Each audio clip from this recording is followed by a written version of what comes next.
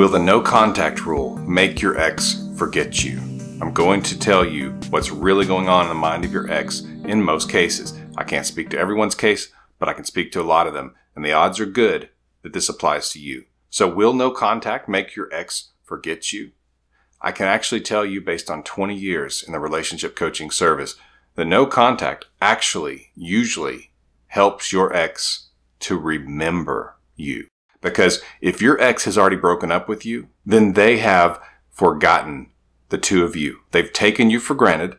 They think that they don't want the relationship anymore. And a lot of that is because they don't remember what you two had. Something could have gone wrong. Attraction fell. We know that for sure.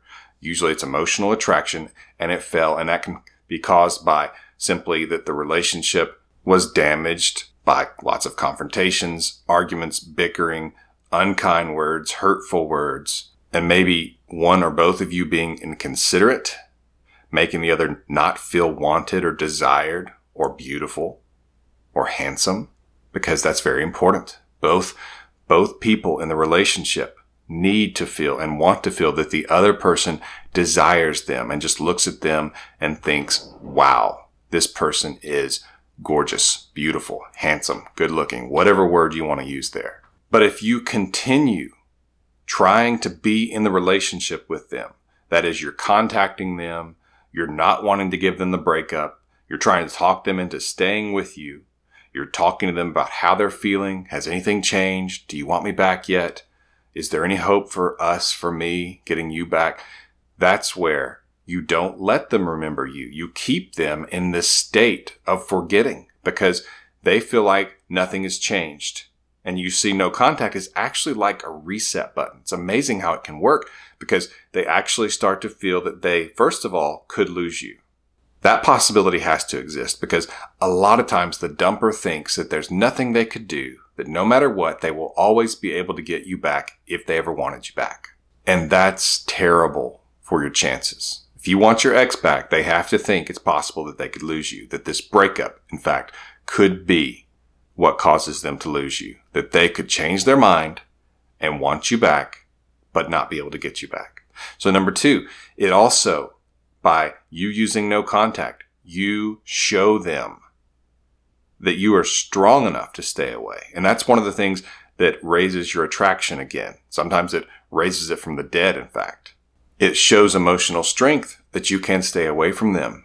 And it also does all kinds of things to question the idea that they are more attractive than you, which is what they feel at the breakup. It's very normal for someone, a good person, a kind person, but breaking up with someone causes you to feel that you are more attractive than they are because you are the one dismissing them. Now, they will probably swear up and down a tree that that's not the truth, that they think that you are attractive, that someone would be lucky to have you, all these things.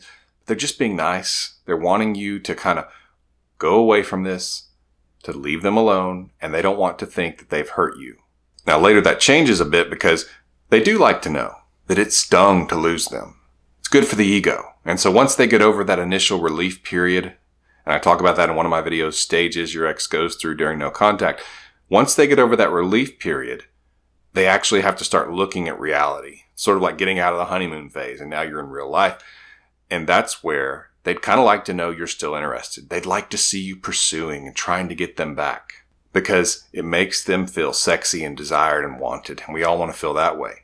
As a matter of fact, not feeling that way can hurt the relationship. But when they break up with you, them not feeling that way actually has the opposite effect. And that's because breakup dynamics are different from relationship dynamics. And a lot of you get confused and you'll say, but it was because of this thing happening while we were together that caused the breakup, or at least that's what they told me. So I need to be overly affectionate now, right, coach?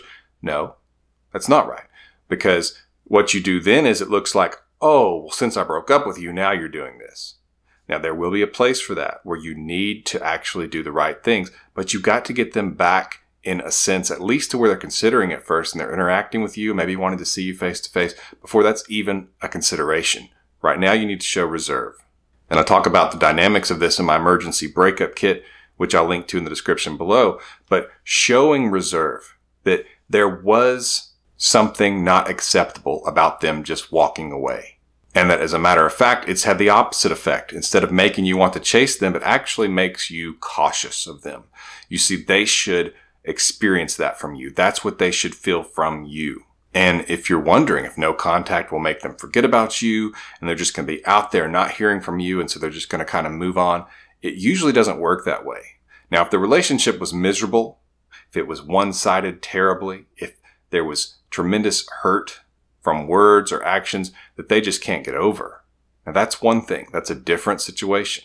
I do talk about that some in my emergency breakup kit and in other videos, but if your relationship was solid and it was good, there were good experiences together, there were wonderful times where you two felt loved and it seemed like you were both in this as much as the other, that's where this is really powerful, because they have forgotten.